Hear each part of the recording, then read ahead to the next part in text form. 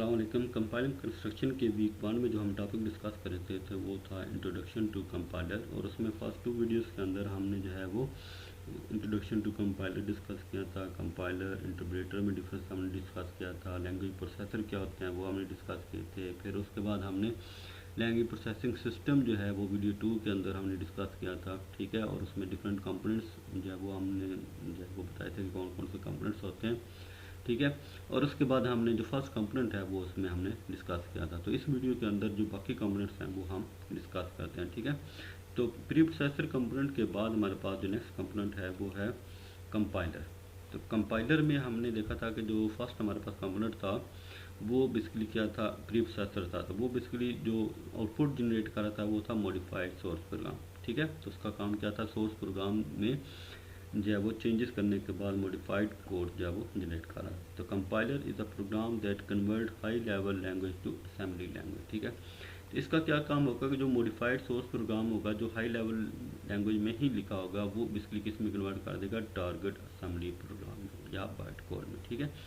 तो target assembly programme में convert करेगा तो इसकी कंपाइलर की आउटपुट टारगेट असेंबली प्रोग्राम आ जाएगा। और इसके बाद जो नेक्स्ट हमारे पास है असेंबलर जो कंपोनेंट है उसका क्या काम होगा कि जो कंपाइलर ने टारगेट असेंबली कोड जनरेट किया था उसको क्या करेगा, रीड करेगा और रीलोकेटेबल मशीन कोड जो है वो जनरेट करेगा, ठीक है।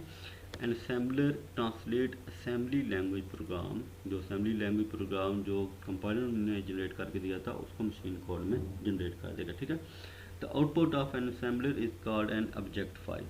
Object file में जनरेट हो जाएगी which contains the combination of machine instruction as well as the data required to place these instruction in memory, ठीक है।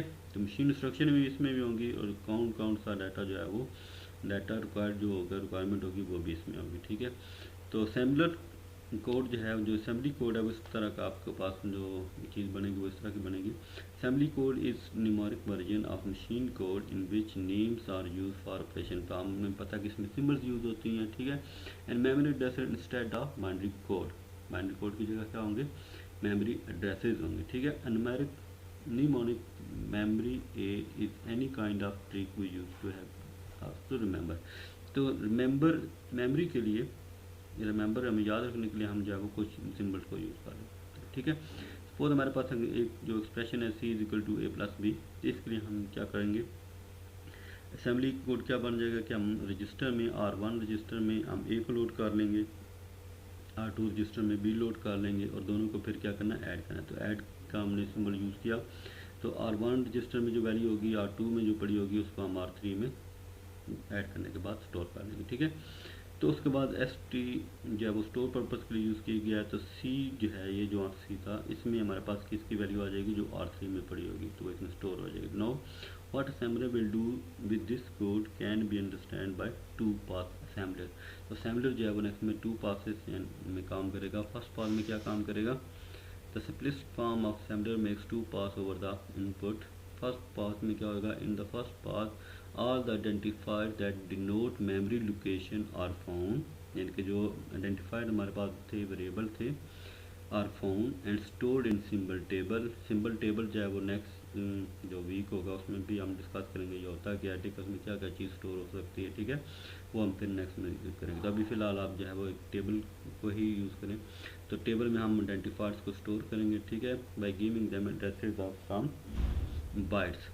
तो हमारे पास जो है वो आइडेंटिफायर्स के नाम ABC था, जो लास्ट एग्जांपल हमने डिस्कस की थी, उनको हमने कोई भी जो है वो एड्रेस जो है वो दे दी, ठीक है।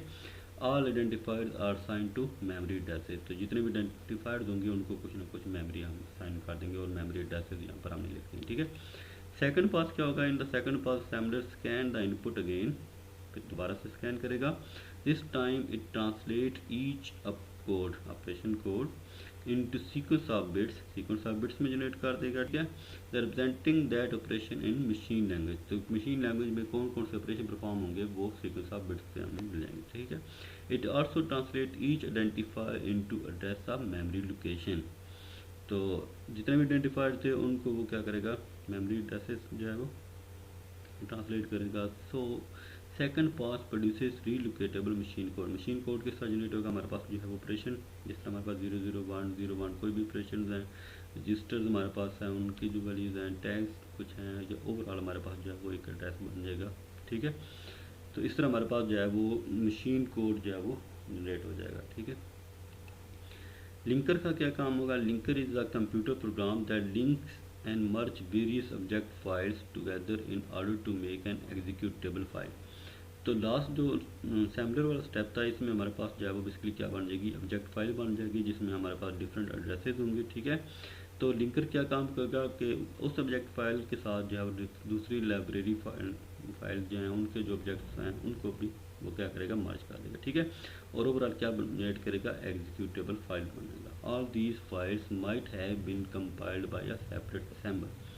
The major task of linker is to search and locate reference module routines in a program and determine the memory location where these codes will be loaded, और memory location को भी determine करेगा जहाँ पर इनको लोड किया जाएगा। ठीक है, making the program instruction to have absolute reference। तो ओवरऑल जो हमारे पास जो है वो रेफरेंस क्या बनता है वो फिर इसमें जनरेट होगा। ठीक है, लोडर का क्या काम होता है कि जो उसमें जो है वो लिंकर ने सबको मर्ज करके लिंक बनाया था, ठीक है, रेफरेंस बनाया था, उसको वो क्या करेगा, मेमोरी लोडर को देगा और लोडर मेमोरी में उसको लोड करेगा। ठीक है, और आपको पहले भी पता है कि जब भी कंप्यूटर जो है उसने कोई भी काम करना होता है तो सबसे पहले उस चीज़ को मेमोरी में लोड किया जाता है, रैम में लोड किया जाता है। ठीक है, loader is a part of operating system and is responsible for loading executable files into memory and execute them. Loader is a part of operating system and is responsible for loading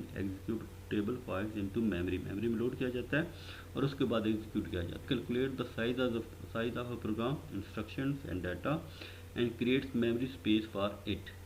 ठीक है, it initialize various register to initiate the execution. तो जो हमारे पास relocatable machine code जो है वो आया था, ठीक है, उसको ये लिंकर और लोडर जो है मिलकर क्या करते हैं, मेमोरी में लोड करते हैं। ठीक है, और उसके बाद जो एग्जीक्यूशन कंप्लीट होता है। ठीक है, तो ये बेसिकली जो है हमारे पास कंपोनेंट्स थे, तो जिसमें हमने जो है वो लैंग्वेज प्रोसेस सिस्टम के डिफरेंट कंपोनेंट्स को डिस्कस किया था, और उनको यूज़ करते हुए जो है वो ओवरऑल आपका जो प्रोग्राम होता है वो एग्जीक्यूट होता है। अगर उसमें किसी किस्म के एरर्स आते हैं तो वो भी डिस्प्ले हो जाते हैं। ठीक है, एरर डिटेक्शन के बाद जो है वो फिर डिस्प्ले हो जाते हैं, और अगर एरर नहीं होते तो वो पूरा का पूरा प्रोग्राम जो है वो एग्जीक्यूट हो जाता है। ठीक है, तो नेक्स्ट में फिर जो है वो कंपाइलर जो होगा उसके डिफरेंट जो फेजेस होंगे। ठीक है, अभी तो हमने सिंपल कंपाइलर की बात किया कि उसको इनपुट क्या मिलती है और कंपाइलर फिर नेक्स्ट क्या क्या जनरेट करता है और किस तरह जो है वो सोर्स कोड जो है वो high level to low level में कन्वर्ट हो जाता है। ठीक है, तो नेक्स्ट में हम कंपाइलर को जो है वो मज़ीद जो है वो उसको ओपन करेंगे। ठीक है, और उसमें क्या क्या उसके फेजेस होते हैं उनको हम डिस्कस करेंगे। ठीक है, थैंक यू, अल्लाह हाफिज़।